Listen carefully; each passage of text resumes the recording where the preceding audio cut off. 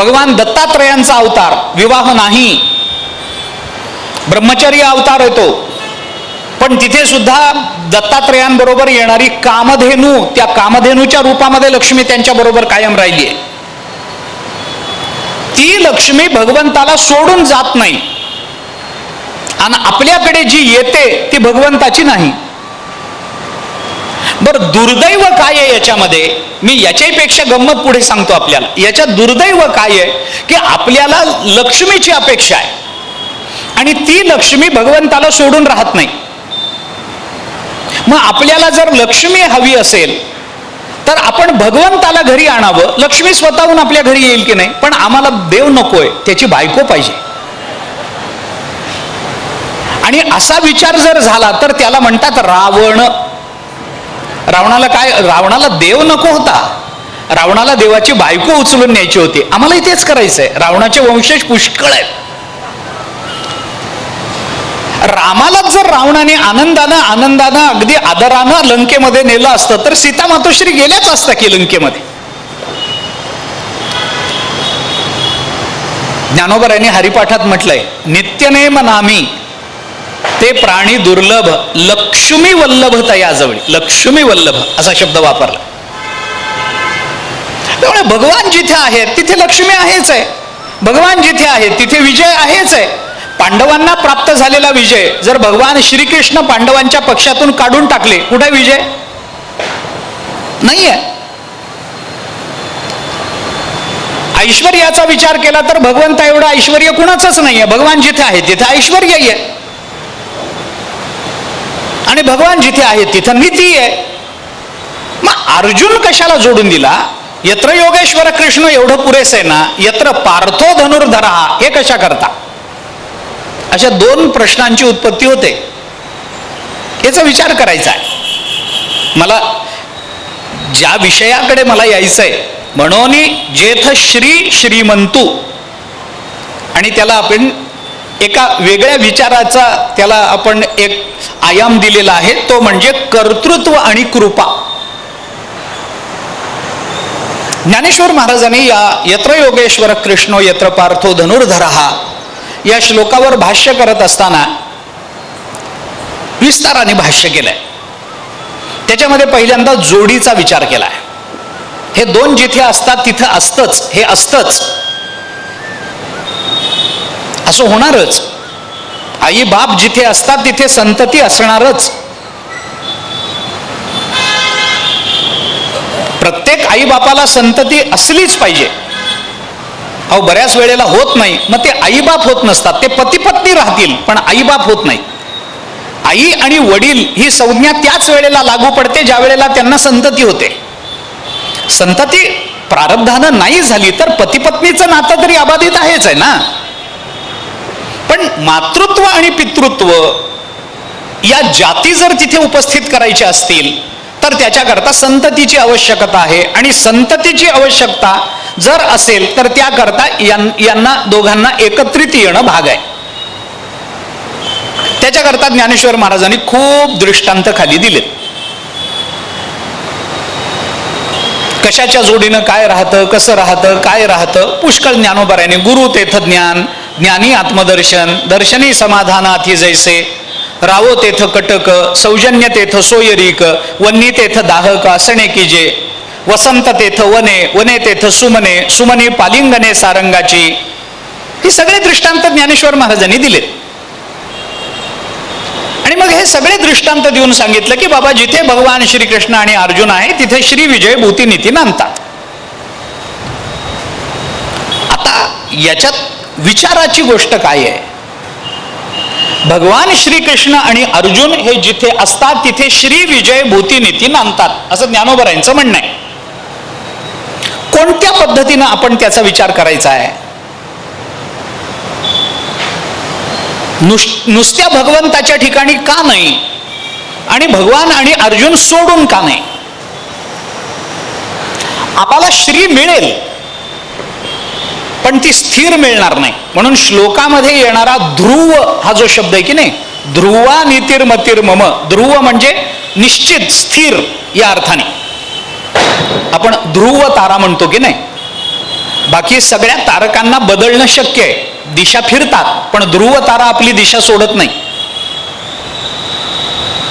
ध्रुव तारा कोणत्या दिशेला असतो आपल्याला काही कल्पना आहे? ध्रुव ध्रुव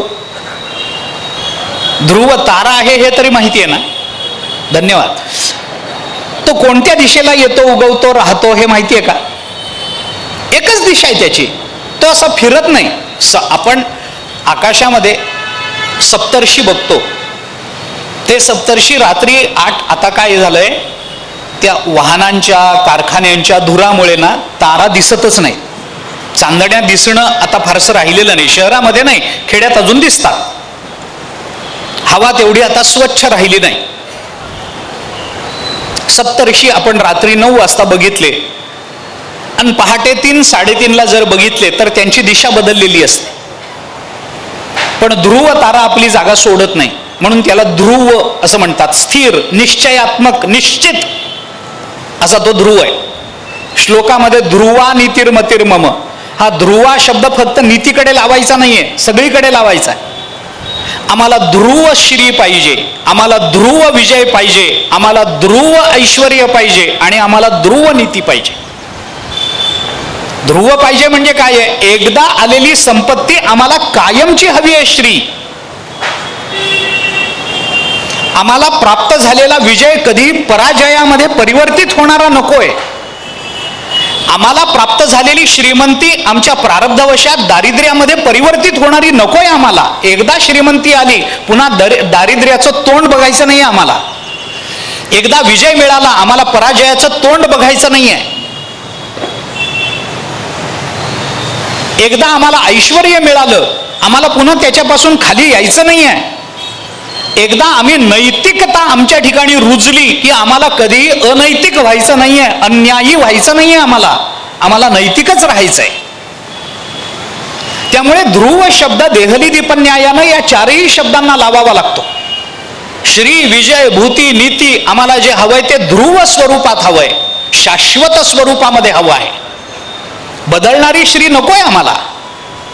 काल श्रीमंती होती आणि आज दारिद्र्य आलं, नकोय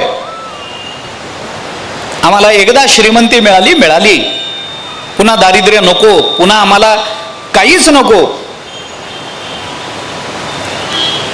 मग हे कशामुळे होतं? याची संगती कशी लावायची, याचा विचार कसा करायचा, याचा थोडासा विचार आहे जो ज्ञानोबांनी बोलून दाखवला आहे. याच्याकरता ज्ञानेश्वर महाराजांचं भाष्य तर आपल्याला बघावं लागेलच, त्याबद्दल काही संशय नसावा कोणाच्या अंतःकरणात. कारण नुसत्या श्लोकाच्या अनुषंगाने जाऊन आपल्याला श्लोकातल्या शब्दांचा अर्थ कळेल. पण संजय हे का म्हणून बोलले, या शब्दाबरोबर येणाऱ्या अर्थाच्या मागचा भाव कळायचा असेल तर त्याच्याकरता ज्ञानेश्वरीच वाचली पाहिजे. शब्दार्थ कळणं वेगळं आणि शब्दाच्या मागचा भाव कळणं वेगळं असतं. कारण शब्दाचे अनेक अर्थ असतात. चालू प्रकरणामध्ये कोणत्या शब्दाचा कोणता भाव त्या संपूर्ण श्लोकातल्या विचारांना आपल्या अस्तित्वानं उजळून टाकणारा असतो. तो भाव कळणं हे फार महत्वाचं असतं. शब्दार्थ तर काय आपल्याला माहितीच असतात, माहिती नसले तर आपण शब्दकोश उघडून, डिक्शनरी उघडून बघू शकतो या शब्दाचा काय अर्थ आहे. पण शब्द कळला म्हणजे शब्दाच्या मागचा भाव कळेलच असं सांगता येत नसतं. आम्ही त्याच्याकरता एक उदाहरण देतो गंमत म्हणून. बऱ्याच वेळेला काय होतं, एका शब्दाचे 2-2, 3-3 अर्थ असतात.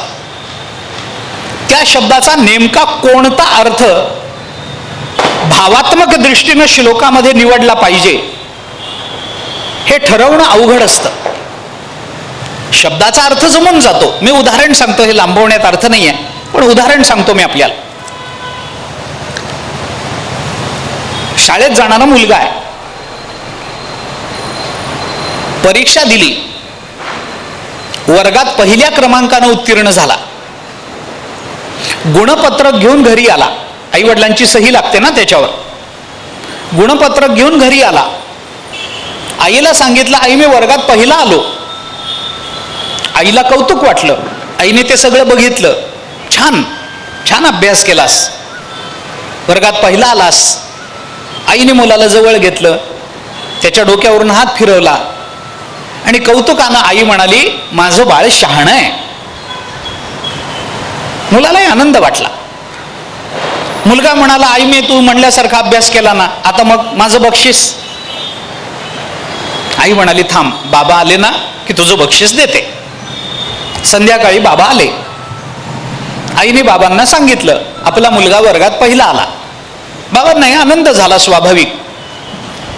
छान छान, आता हा पहिला नंबर सोडायचा नाही हा. ठीक आहे. मग आई म्हणाली, अहो आपण म्हटल्याप्रमाणे त्याने वर्गात पहिला क्रमांक आणलाय, आता आपण त्याला कबूल केलं होतं, तू वर्गात पहिला येशील, शाळेत पहिला येशील तर सायकल घेऊन देतो म्हणून. मग आता त्याला सायकल घेऊन दिली पाहिजे. वडील म्हणाले, बर बर बघू. नाही नाही, बरोबर नाही, आपण शब्द दिलाय ना, मग आपण द्यायला पाहिजे. त्याने आपल्या शब्दाला अनुसरून अभ्यास केलाय ना, त्यात तो अभ्यासात कमी पडला नाही ना, मग आपण आपल्या शब्दाला कमी पडायचं नाही, त्याला सायकल घेऊन द्या. वडील म्हणाले, अगं बघू, अजून लहान आहे तो, सायकल घेऊन रस्त्यावर जाईल, वाहनं येतात जातात, काहीतरी अपघात होईल, कशा करतात, थोडा मोठा होऊ दे ना. नाही नाही, मोठा नाही, काही नाही. मुलगा म्हणाला, नाही मला आत्ताच पाहिजे. आई म्हणाली, आपण शब्द दिलाय आत्ताच. वडील म्हणाले, अगं कशा करता, हे असे लाड तू करतेस ना, त्याच्यानं तो बिघडतो. म्हणलं म्हणजे काय, दिलंच पाहिजे का, त्यालाही कळू दे कधीतरी. म्हणलं म्हणजे काय झालं, नाही नाही आपण शब्द दिलाय, द्यायला पाहिजे. मग वडील रागाव, ते म्हणले, बघ तू ना लाडाने त्याला बिघडवून टाकलंस, तुझ्यामुळे तो बिघडला. मग आई वडिलांना म्हणाली, बरं माहिती आहे तुम्ही फार शहाणे आहे. माझे 2 शब्द आहेत.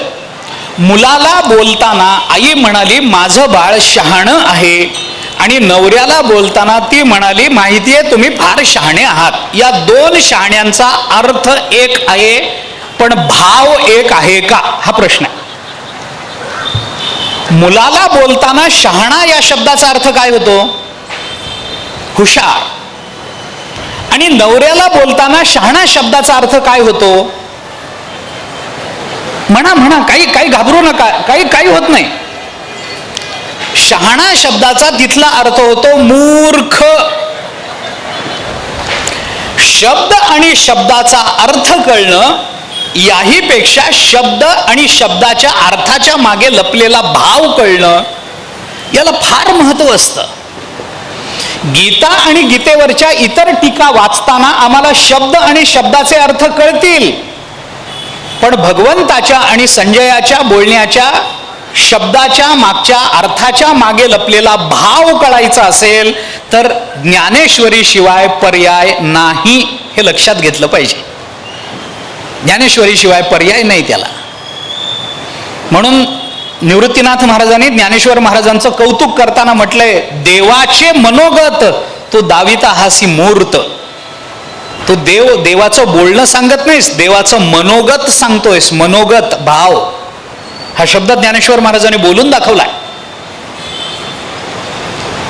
ज्ञानेश्वर महाराजांचं भाष्य या श्लोकावरचं बघा. विस्तारानं ज्ञानेश्वर महाराजांनी ते चिंतन केलंय. जिथं चंद्र असतो तिथं चंद्रिका असतेच, जिथं शंभू आहे तिथं अंबिका असतेच, जिथं संत आहेत तिथे विवेक असतोच असतो. त्या पद्धतीनं जिथं भगवान श्रीकृष्ण आणि अर्जुन आहेत तिथं श्रीर असतेच असते, तिथं विजय असतोच असतो, तिथे नीती असतेच असते, तिथे भूती नांदतेच नांदते. हे ज्ञानेश्वर महाराजांना या दृष्टांतातून सांगायचं. आणि हे सगळं सांगून झाल्यानंतर या सगळ्या दृष्टांतातून जो सिद्धांत ज्ञानेश्वर महाराजांना आपल्या समोर ठेवायचा आहे, तो बोलताना मात्र ज्ञानेश्वर महाराज बारकाईनं बोलले. तैसे सकळ पुरुषार्थ जेणे स्वामी का सनाथ, तो श्रीकृष्ण रावो जेथ तेथ लक्ष्मी. फार बारकाईचे शब्द वापरले. तेणे सकळ पुरुषार्थ जेणे स्वामी का सनाथ. सकळ पुरुषार्थ हे कर्तृत्व आहे आणि स्वामींनी सनाथ करणं ही कृपा आहे. ज्ञानेश्वर महाराजांच्या बोलण्यातून हे जे वारंवार व्यक्त होतं ना, त्याचं कारण सांगतो मी आपल्याला. आपल्या सद्गुरूंनी, आपल्या स्वामींनी आपल्याला सनाथ करणं ही त्यांची कृपा असते.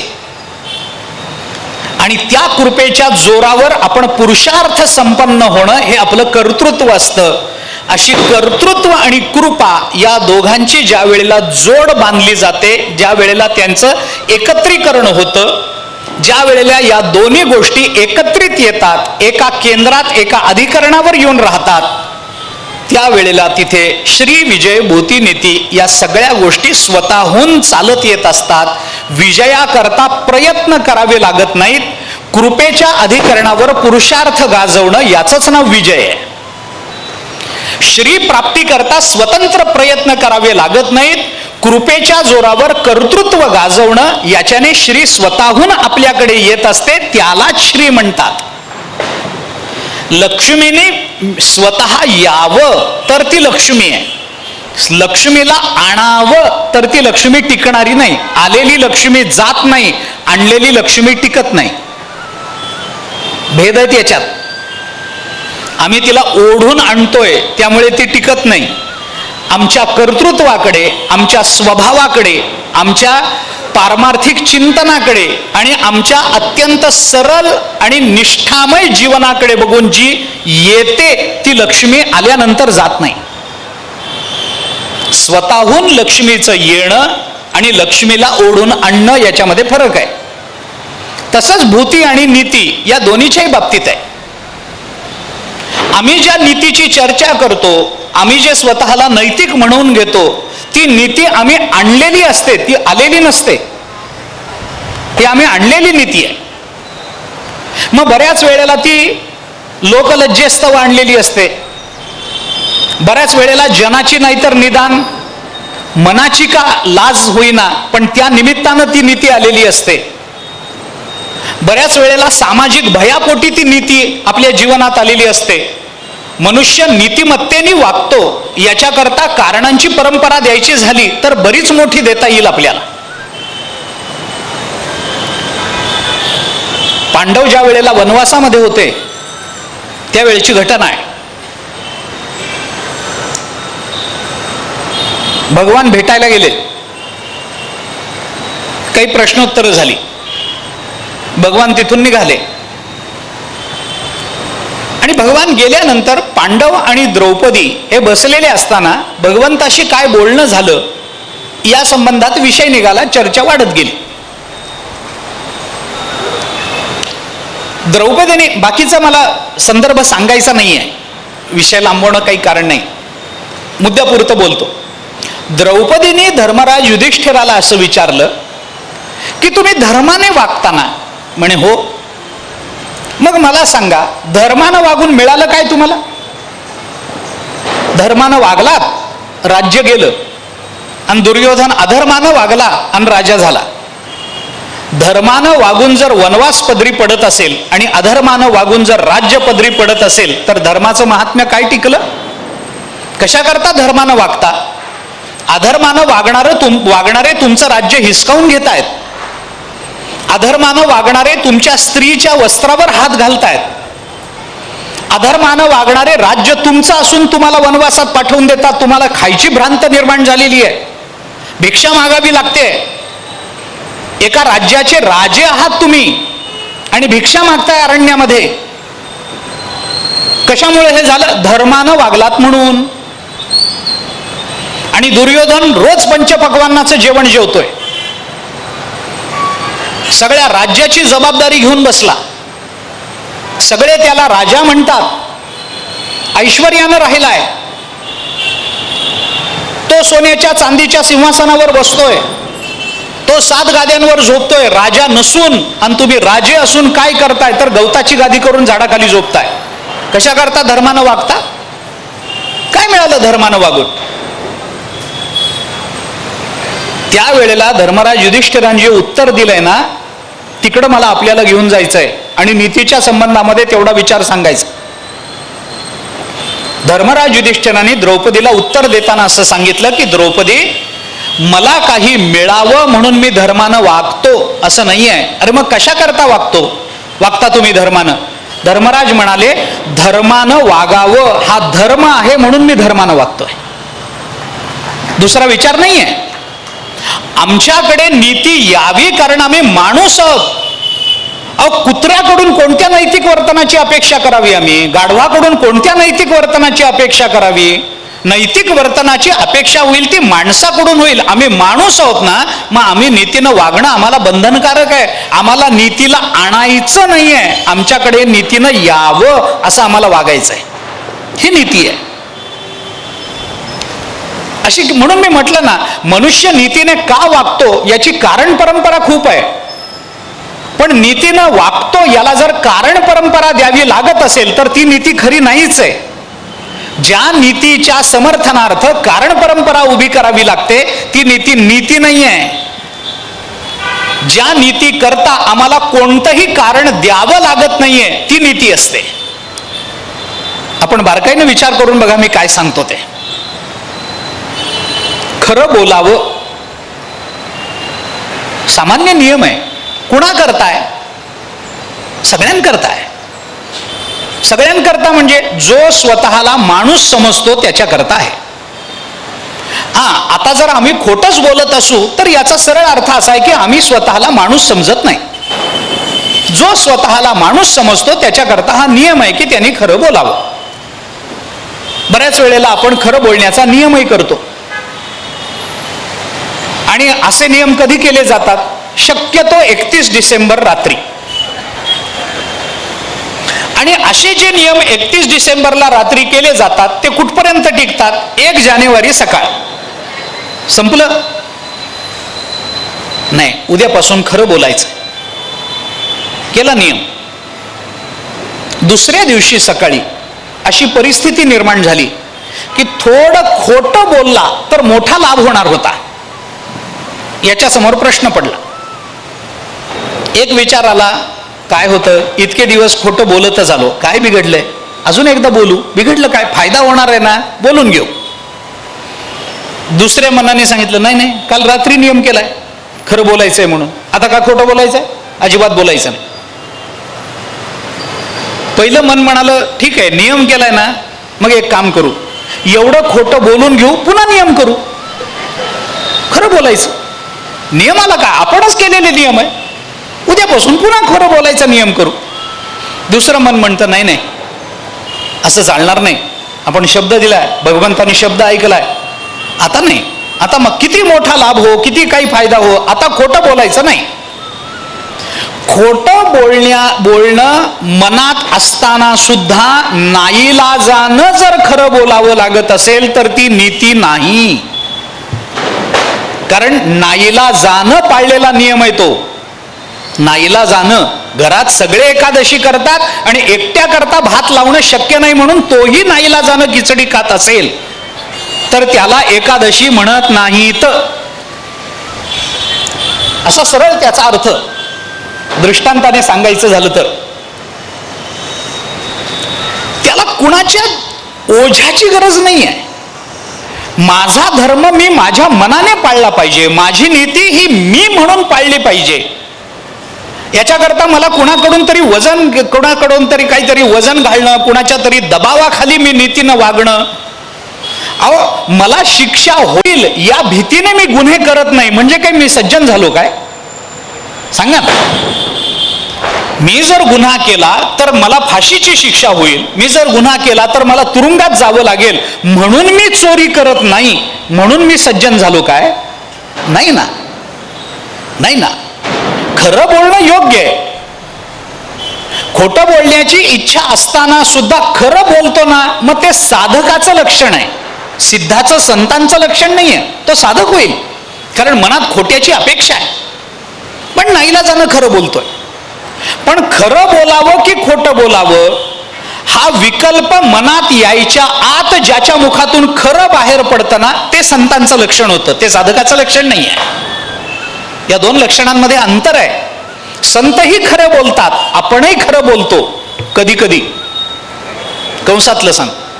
संतही खरे बोलतात, आपणही खरं बोलतो, पण खरं बोलावं का खोटं बोलावं हा विकल्प मनात यायच्या आत त्यांच्या मुखातून खरं बाहेर पडतं.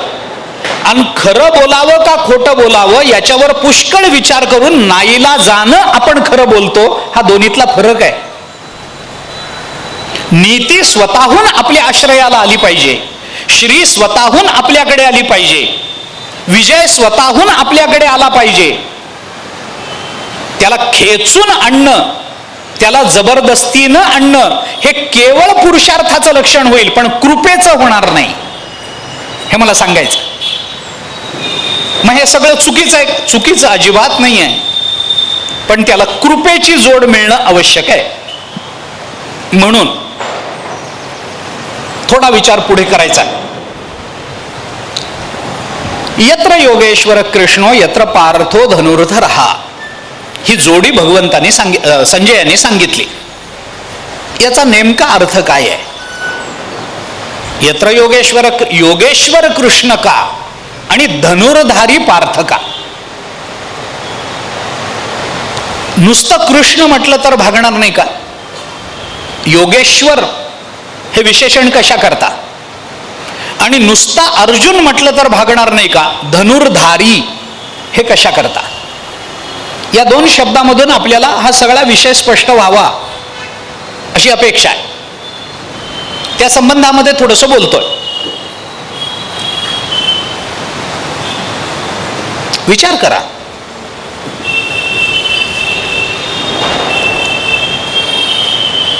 मोठा इतिहास आहे त्याला. सगळाच विचार आत्ता मला सांगता येईल का नाही माहिती नाही, आणि सांगून संपवायचंही काही कारण नाही. आपल्याकडे उद्या आणि परवाचे 2 दिवस आहेत. आपण शांत चित्तानं त्याचा विचार करू. भगवान श्रीकृष्ण आणि अर्जुन असं न म्हणताना योगेश्वर कृष्ण आणि धनुर्धारी अर्जुन असे शब्द ज्या अर्थी संजयाने वापरलेत, त्या अर्थी त्याच्या मागे काही विशिष्ट भूमिका आहे. ती भूमिका काय आहे, ती भूमिका कशी आहे, याचा विचार सांगतो आपल्याला. महाभारताचं युद्ध ठरलं. महाभारताचं युद्ध ठरांपेक्षा आधी आलं तर कौरवांच्या बाजूने लढायचं. पांडवांचा सख्खा मामा पण तो कौरवांच्या बाजूने लढलाय, कारण दुर्योधनाने त्यांना पहिल्यांदा आमंत्रण दिलं. ज्याच्या बाजूने आमंत्रण येईल त्याच्या बाजूने लढायचं. कुणाला कुणाला आमंत्रण द्यायचं, चर्चा झाली, सुरू झालं सगळं.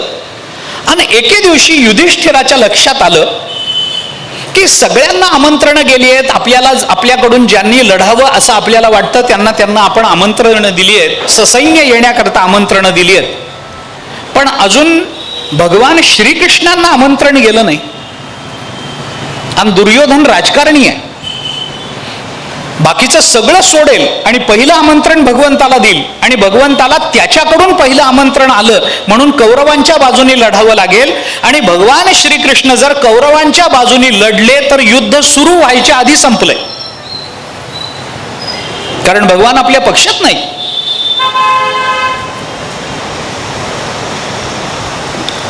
धर्मराज युधिष्ठिराने अर्जुनाला बोलावलं आणि सांगितलं की अर्जुना, बाकीची सगळी कामं बाजूला ठेव, आधी भगवान श्रीकृष्णांना आमंत्रण देऊन ये युद्धाचं. अर्जुनाने सांगितलं हा जातो. अर्जुनाला वाटलं कुठं जाणार आहे, आपलाच आहे. कृष्ण कुठं जाणार, आपलाच आहे ना, जाऊ. आपलं आपलं आपलं असं वाटत राहतं आणि वेळ निघून जाते.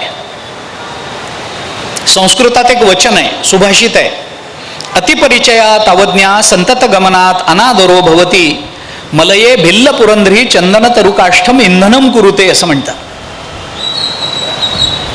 किंवा लोके प्रयागवासी कूपे स्नानम समाचरेत असं एक वचन आहे. अतिपरिचयात अवज्ञा संतत गमनात अनादरो भवती लोके प्रयागवासी कूपे स्नानम समाचरेत. काय आहे, आता प्रयागला आपण मागच्या वर्षी गेलो ना कुंभात, इथून लोक जातात प्रयागला त्रिवेणी संगमात स्नान करावं म्हणून. 1000-1500 किलोमीटरचा प्रवास करून थकून जातात. तिथे राहण्याची सोय होते न होते, जेवण मिळतं न मिळतं, अडचणी येतात. पण त्रिवेणी संगमामध्ये आपण जाऊन एकदा बुडून आलं पाहिजे याचा आनंद साधकाला असतो. माणसं इथून तिथपर्यंत जातात वेगवेगळ्या प्रांतामधून. पण प्रयाग क्षेत्रामध्ये स्थानिक राहणारे लोक प्रयागावर आंघोळीला येत नाहीत त्रिवेणी, ते घरीच नळावर आंघोळ करतात. अतिपरिचयात अवज्ञा संतत गमनात अनादरो भवती, अनादर होत असतो. अर्जुनाला वाटलं आपलाच आहे कृष्ण, जाईल कुठं, देऊ आमंत्रण.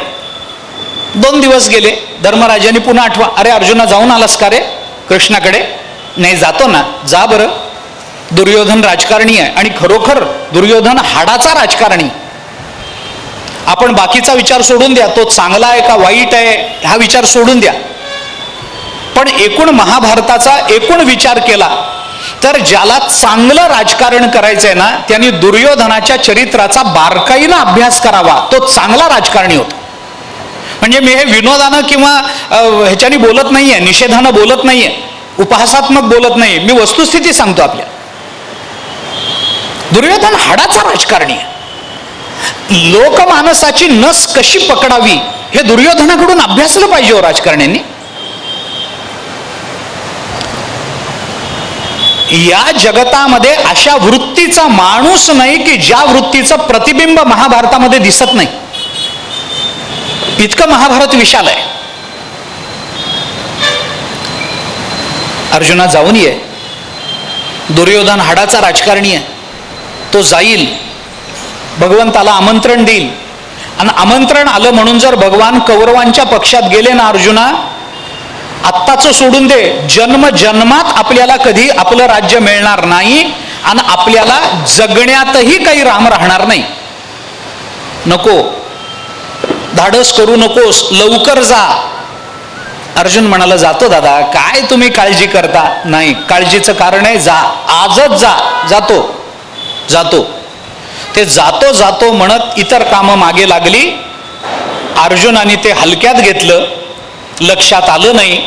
आणि दुसऱ्या दिवशी सकाळी उठल्यावर भगवंताचं स्मरण करताना अर्जुनाच्या लक्षात आलं देवाकडे जायचं राहिलंय. आणि आता जर दादांना कळालं तर आपलं काही खरं नाही. दुर्योधन अर्जुन पटकन उठला, काय आपलं आवरायचंय ते आवरलं, रथ घेतला आणि भगवंताकडे गेला.